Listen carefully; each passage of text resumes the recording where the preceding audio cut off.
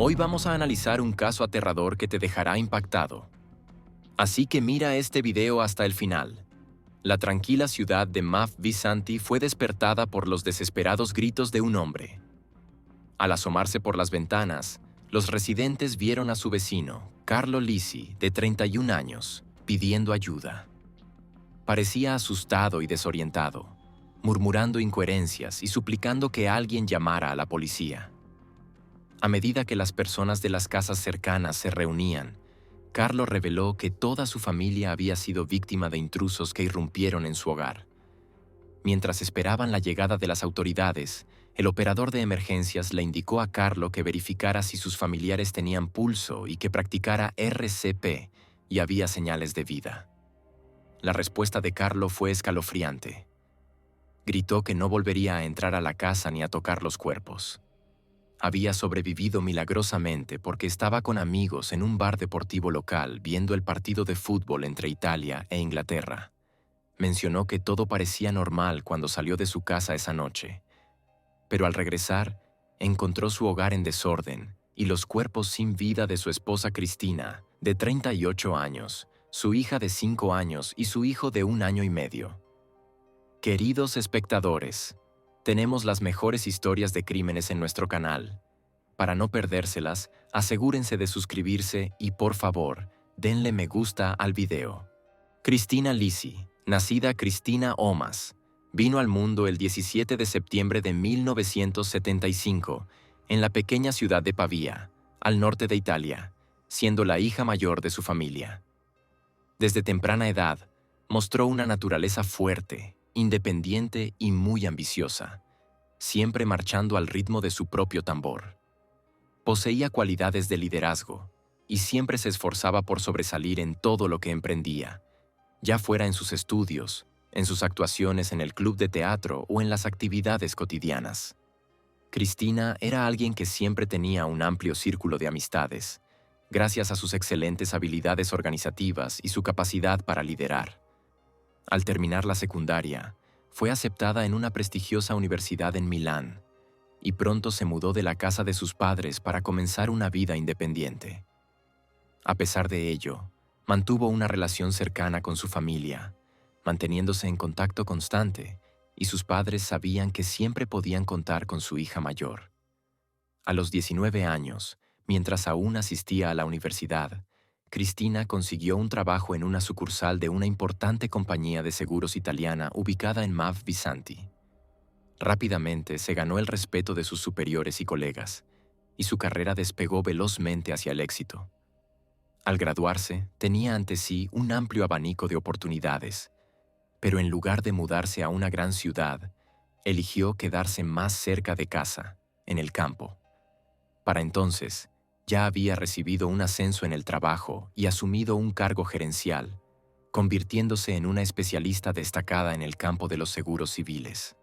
Sin embargo, incluso al convertirse en una mujer adulta y exitosa, Cristina nunca abandonó su pasión juvenil por el teatro.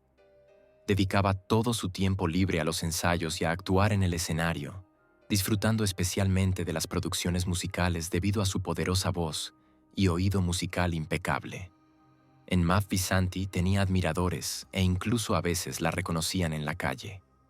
Sin embargo, su vida personal no parecía encajar con la misma fluidez.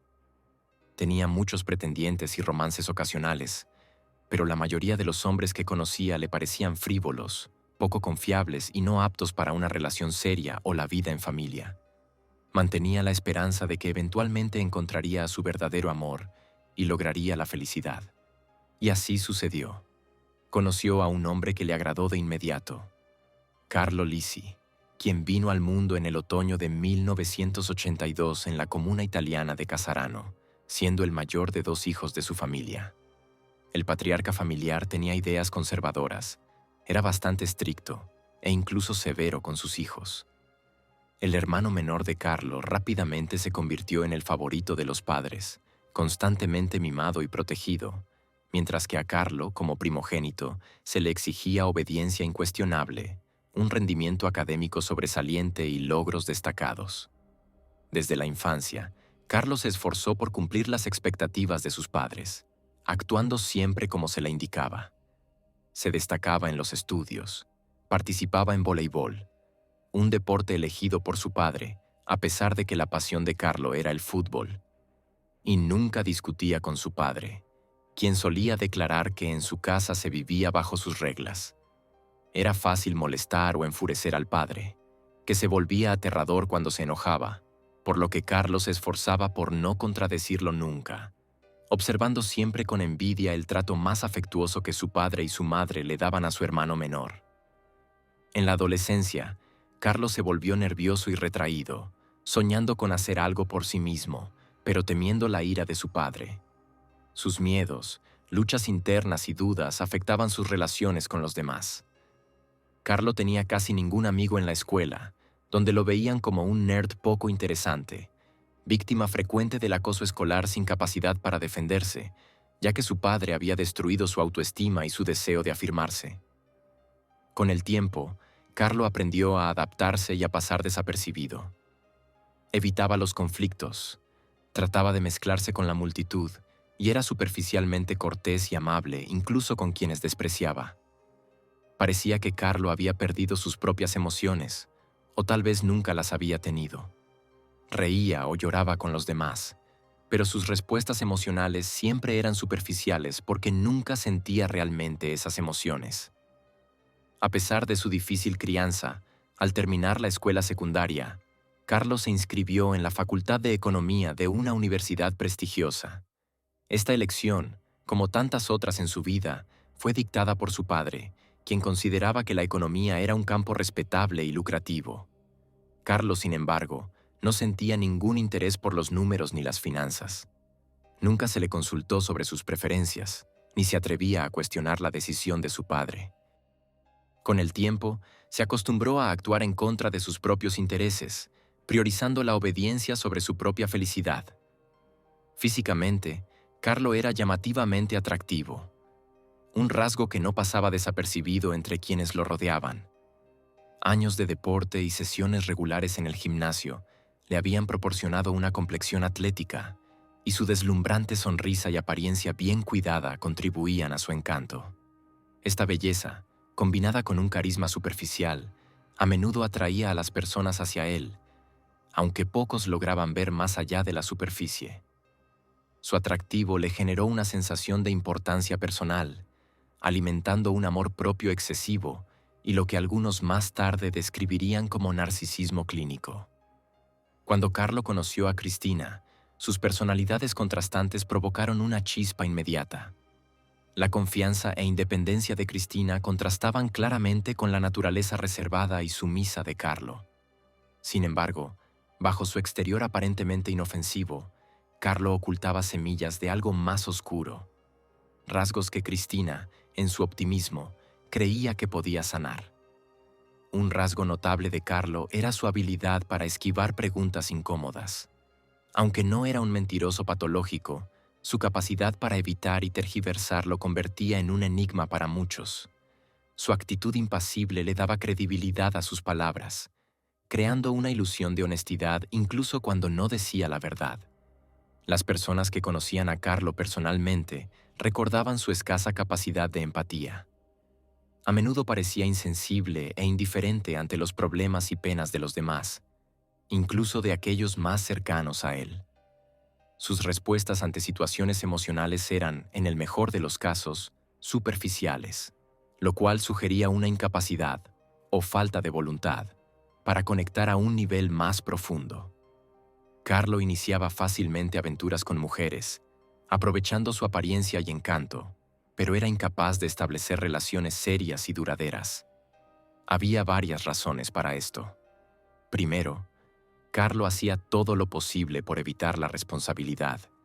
En segundo lugar, no tenía ningún interés en hacer planes a largo plazo, prefiriendo simplemente dejarse llevar por la corriente. En tercer lugar, su superficialidad emocional y falta de verdadero apego se volvían evidentes para sus parejas, quienes a menudo optaban por terminar la relación. Como resultado, su vida amorosa fue una serie de encuentros breves y superficiales que rara vez duraban más de unos pocos meses. Incluso después de graduarse de la universidad, Carlo no mostró ningún deseo de abandonar la casa de sus padres.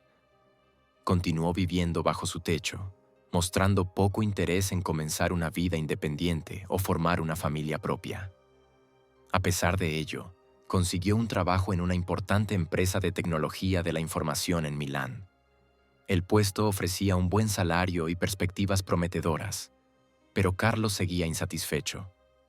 Su trabajo le resultaba poco gratificante, un sentimiento que solía guardar para sí mismo. Sus padres, sin embargo, estaban encantados. Por primera vez, el padre de Carlo parecía genuinamente orgulloso de su hijo mayor, lo que solo reforzó la reticencia de Carlo a expresar cualquier descontento. Deseoso de evitar conflictos o críticas, se concentró en cumplir con las expectativas de sus padres, sin importar el costo para sus propias aspiraciones. Pero los logros profesionales no eran suficientes para los padres de Carlo. Comenzaron a presionarlo para que se casara y les diera nietos.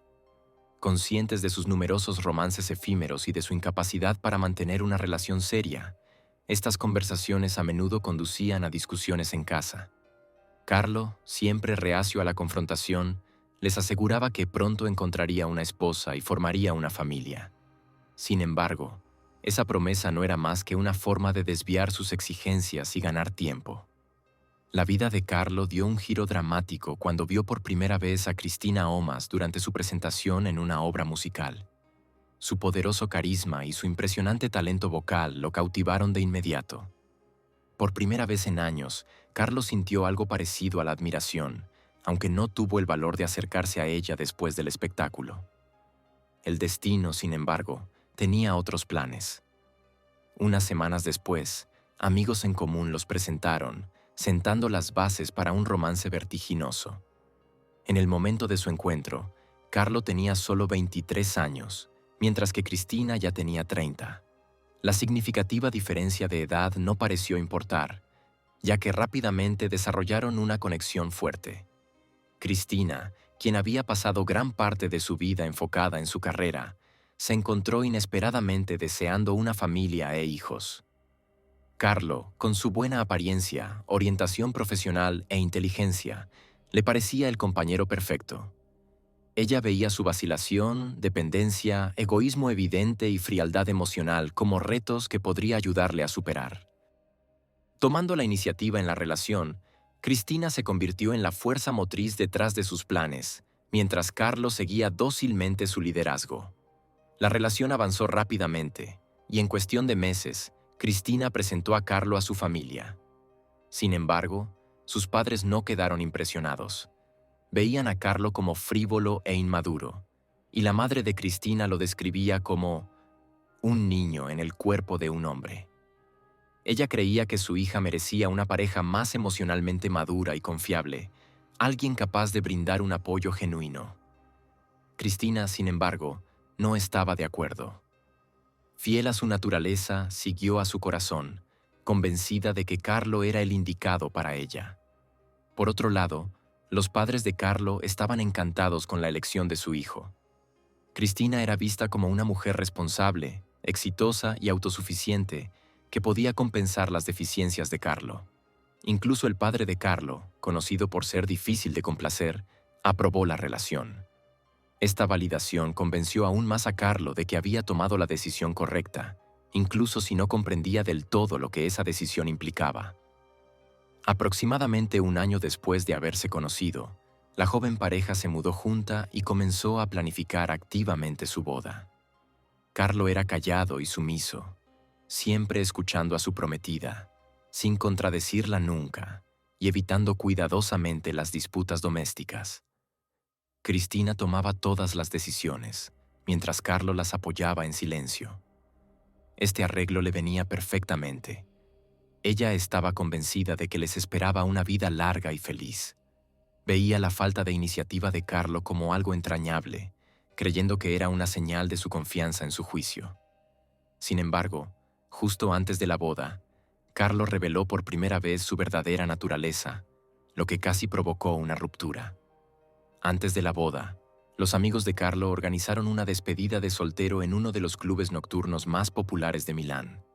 La noche estuvo llena de festejos mientras bebían, reían y celebraban la inminente boda de Carlo. A medida que avanzaba la velada, un grupo de mujeres se unió a la fiesta. Una de ellas, particularmente atrevida y coqueta, puso su atención en el futuro esposo. Carlo, aunque inicialmente reservado, fue animado por sus amigos ebrios, quienes lo incitaban con bromas vulgares sobre disfrutar una última aventura antes de asentarse. Cediendo a la presión de grupo, Carlo se fue con la mujer y pasó una noche apasionada con ella en un hotel cercano. A la mañana siguiente, en un momento de confusión emocional, Carlo confesó su amor a la amante ocasional, prometiéndole dejar a su prometida por ella. Impulsado por un deseo inexplicable de desahogarse, Carlo regresó a casa y le confesó todo a Cristina. Le dijo que se había enamorado de otra mujer y que ya no quería seguir adelante con la boda. La revelación fue un golpe devastador.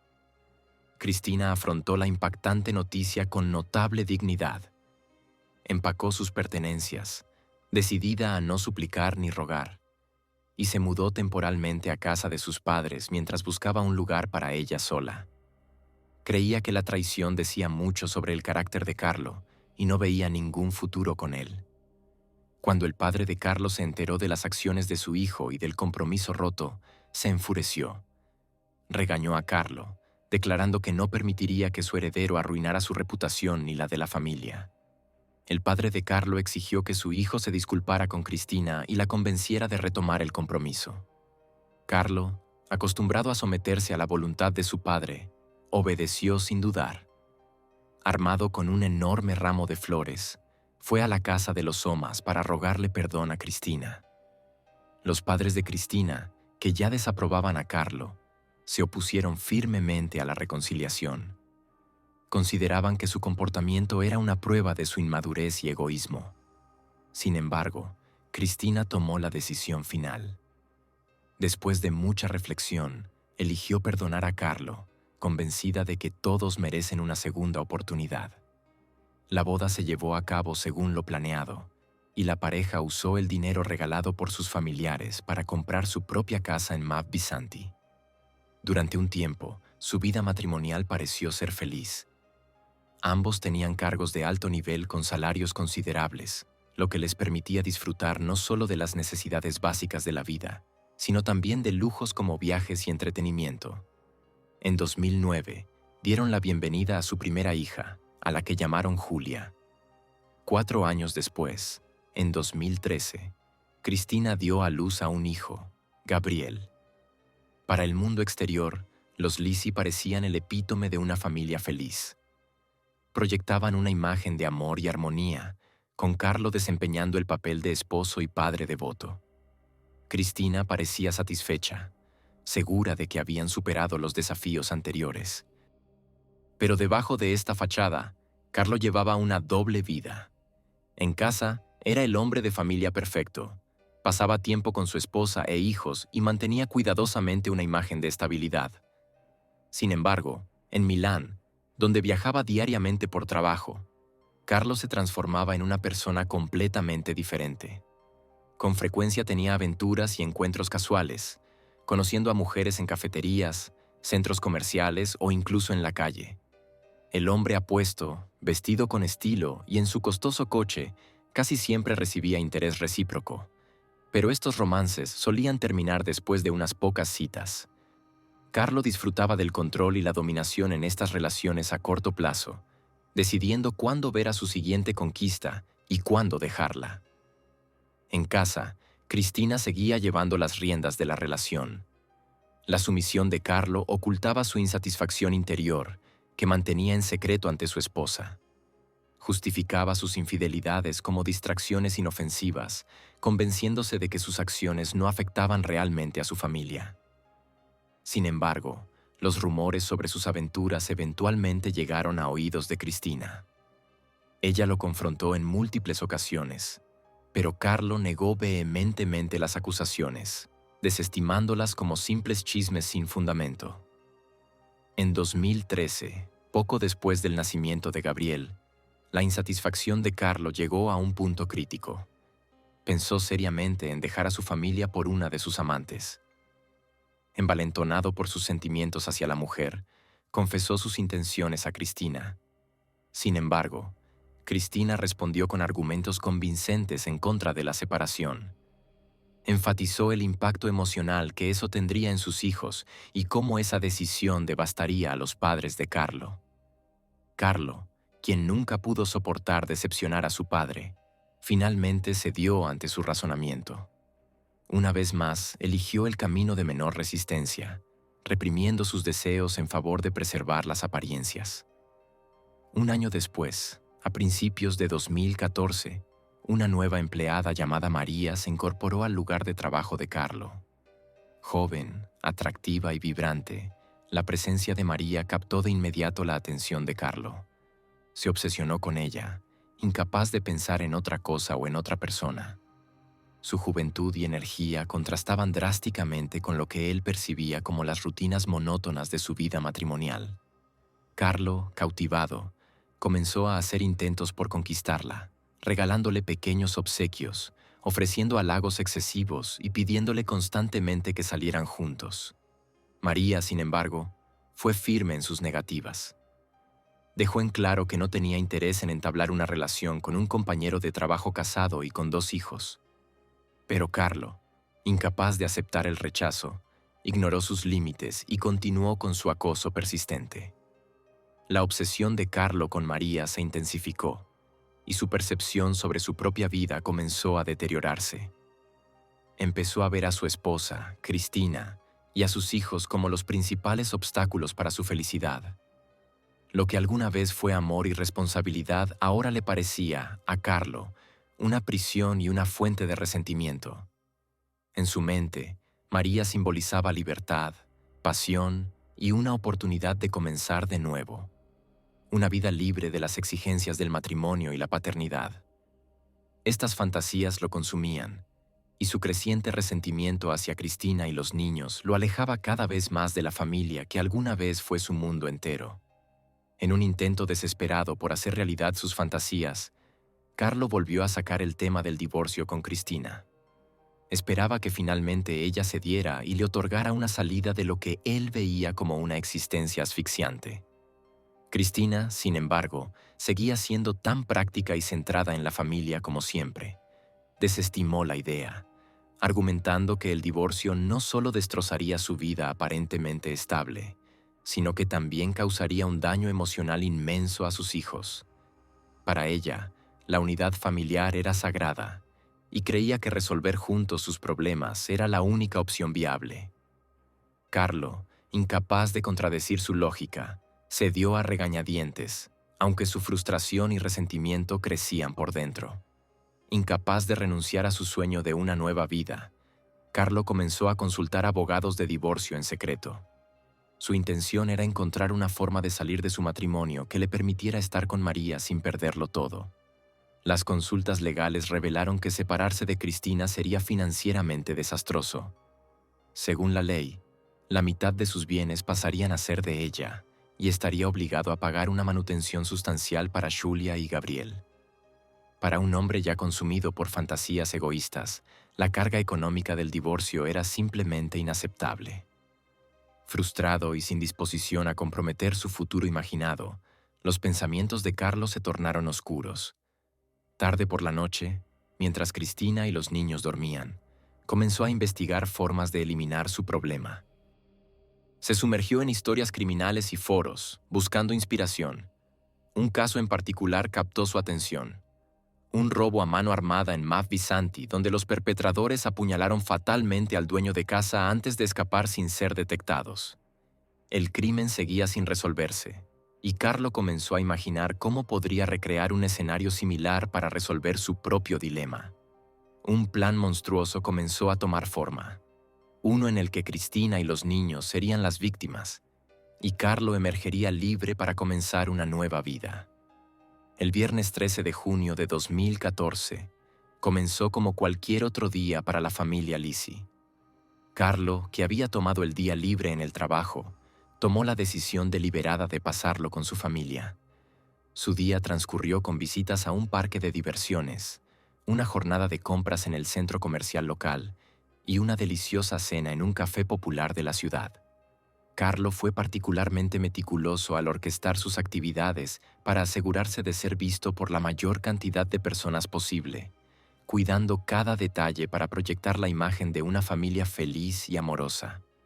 Los observadores notaron su alegría genuina y las interacciones armoniosas que parecían personificar la dicha familiar. Al regresar a casa, la noche continuó de manera rutinaria mientras los niños eran acomodados en sus habitaciones del segundo piso, durmiendo plácidamente. Carlo y Cristina luego se retiraron a la sala de estar, compartiendo un momento íntimo. Este encuentro fue una maniobra calculada por parte de Carlo, diseñada para crear una fachada de intimidad consensuada. Su estrategia era astuta. Estaba convencido de que nadie sospecharía de un hombre que se había mostrado afectuoso y cercano físicamente con su esposa. A medida que avanzaba la noche, Cristina creía que Carlos se estaba preparando para salir a ver un partido de fútbol con sus amigos, algo que ocurría con frecuencia y que ella esperaba. Se acomodó en la sala a ver televisión, completamente inconsciente del horror inminente que destrozaría su sentido de seguridad y confianza. Según los investigadores que posteriormente analizaron los detalles del caso, Carlo no salió de la casa como Cristina había supuesto. En cambio, se dirigió silenciosamente a la cocina y tomó un cuchillo grande. Con un silencio calculado, se acercó a Cristina por detrás y la apuñaló en el costado del cuello. Para su sorpresa, Cristina no sucumbió de inmediato. Lanzó un grito y trató de huir, al principio sin saber quién era su atacante. Cuando se dio vuelta y vio a Carlo de pie con el cuchillo, su expresión se transformó en una de absoluta incredulidad y terror. Cristina luchó con cada gramo de fuerza que tenía. Durante el forcejeo, logró hacer que Carlo soltara el cuchillo, provocando que su mano resbalara y se cortara la palma. A pesar de sus esfuerzos valientes, la diferencia de fuerza entre ambos fue demasiado. Carlo tomó el cuchillo una vez más y continuó su brutal ataque hasta que Cristina colapsó, sin vida. Sus últimos momentos estuvieron envueltos en confusión y miedo, incapaz de comprender por qué el hombre en quien tanto confiaba la había traicionado de forma tan violenta. Impulsado por la adrenalina, Carlo subió luego a los cuartos de los niños. Primero entró en la habitación de Julia, su hija, y luego en la de Gabriel, su hijo. Ambos niños dormían, ajenos a la pesadilla que se desarrollaba a su alrededor. Carlo les cortó la garganta metódicamente con precisión clínica, asegurándose de que sus muertes fueran instantáneas y les ahorraran el trauma de presenciar el asesinato de su madre. Los expertos concluyeron más tarde que sus muertes fueron rápidas, evitando que experimentaran el horror que había caído sobre su familia. Algunos vecinos confesaron más tarde haber escuchado gritos apagados esa noche, pero ninguno tomó acción inmediata llamando a la policía. Supusieron que los ruidos habían cesado y los descartaron como algo sin importancia, una inacción que, aunque comprensible, selló el trágico destino de la familia. Con su horrendo acto completado, Carlo procedió a manipular la escena para que pareciera un robo. Dispersó objetos, movió muebles e incluso intentó limpiar sus huellas dactilares del arma homicida. Sin embargo, sus esfuerzos fueron mal ejecutados e incompletos.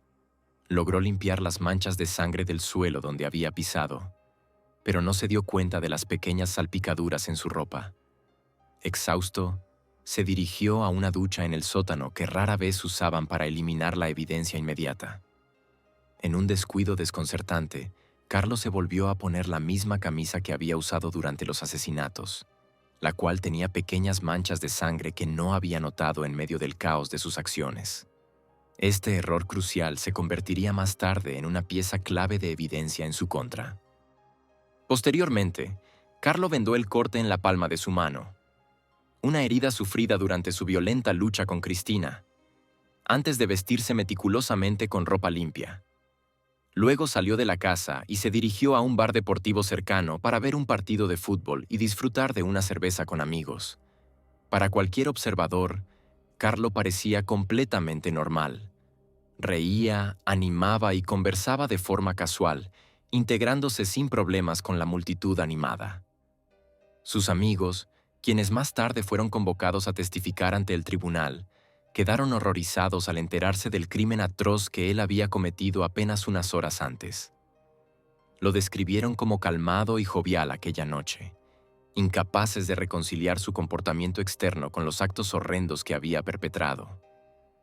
Hacia el final del partido, Carlo envió varios mensajes de texto al teléfono de su esposa. En ellos, le contó el marcador y hasta le profesó su amor, escribiendo que llegaría pronto.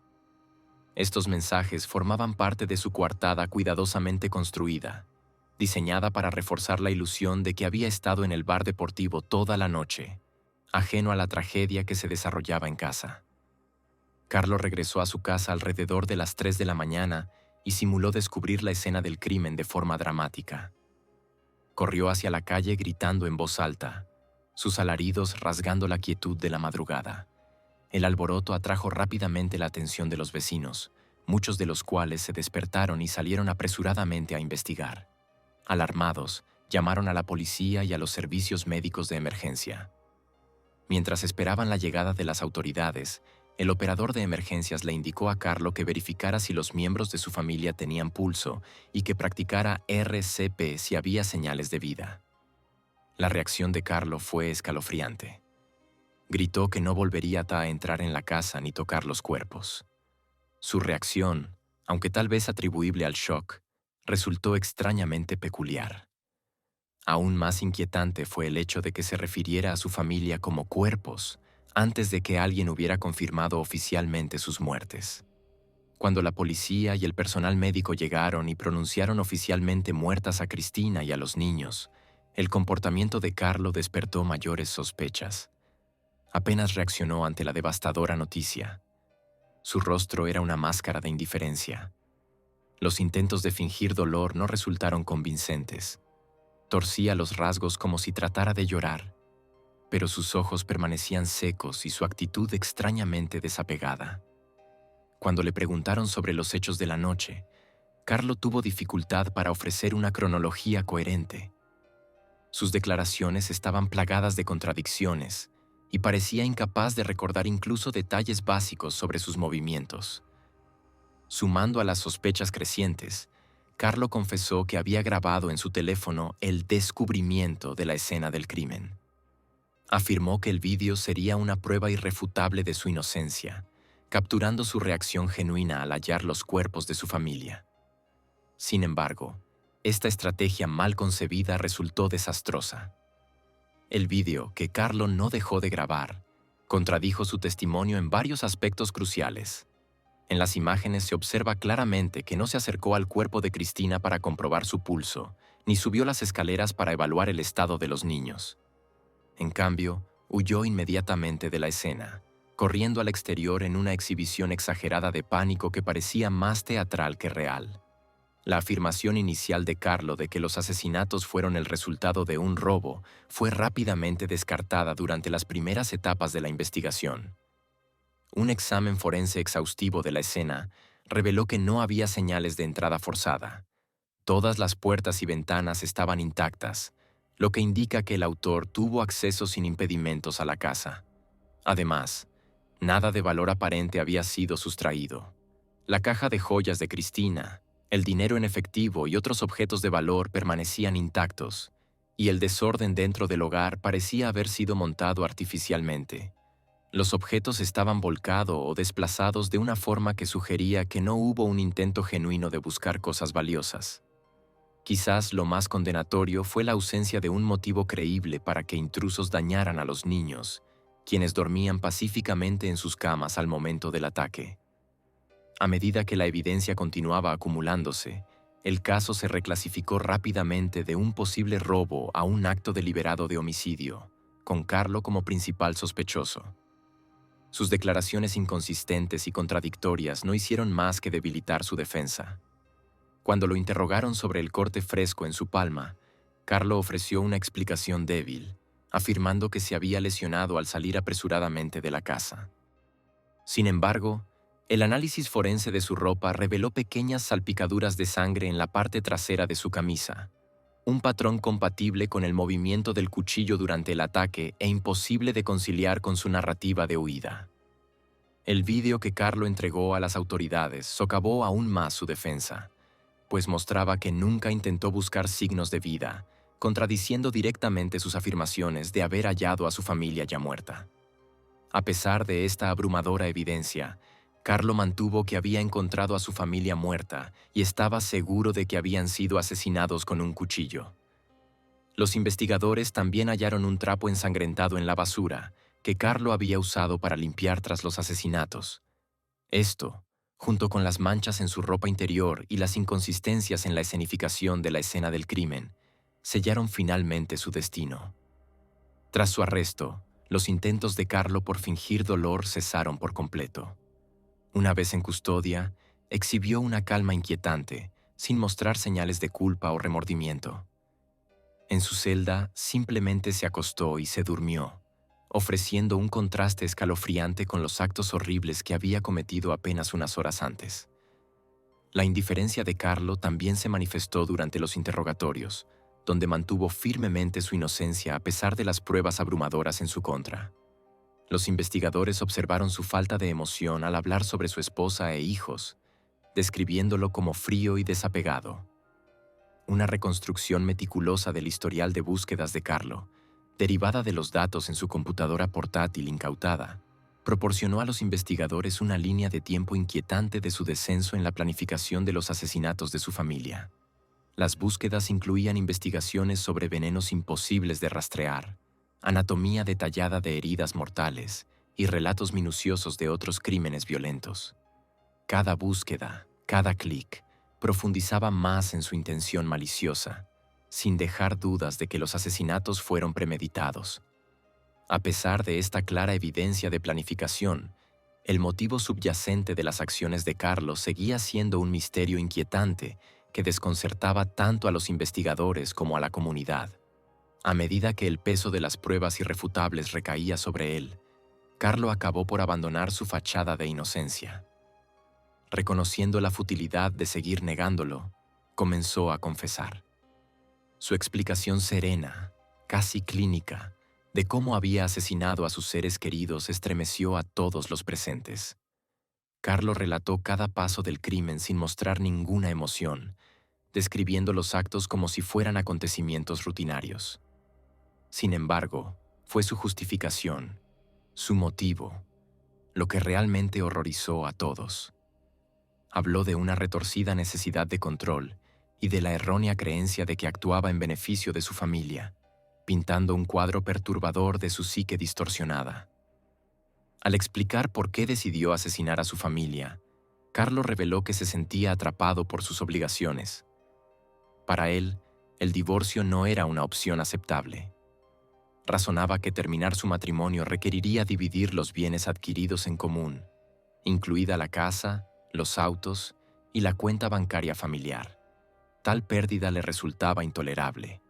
Además, Carlo veía a sus hijos como cargas, citando los pagos de manutención infantil que debería hacer como otro obstáculo insuperable para alcanzar su felicidad imaginada con María. No veía a su familia como personas a las que amaba o por las que se preocupaba, sino como cargas que necesitaban ser eliminadas. Para Carlo, la solución era horriblemente simple: cometer un crimen, simular un robo y liberarse de la vida que había llegado a detestar. No dudó, no tartamudeó. Su tono era inquietantemente tranquilo mientras explicaba cómo había justificado para sí mismo acciones tan horribles. Los investigadores que escuchaban su confesión quedaron impactados por la ausencia de remordimiento en sus palabras. No mostró compasión por sus hijos, ni tristeza por su esposa, ni reconocimiento del profundo daño que había causado. Los psiquiatras que examinaron a Carlo concluyeron que era un psicópata, un hombre completamente carente de empatía. Sin embargo, también determinaron que estaba en su sano juicio en el momento del crimen. La evaluación psiquiátrica confirmó que Carlo era plenamente consciente de sus acciones y entendía las consecuencias de lo que estaba haciendo. Había planeado los asesinatos con intención clara y los ejecutó con una precisión escalofriante. Lo que le faltaba por completo era culpa o arrepentimiento. En ningún momento, ni durante ni después del crimen, Carlo experimentó siquiera un atisbo de remordimiento. A medida que avanzaba la investigación, salieron a la luz más detalles sobre el comportamiento de Carlo.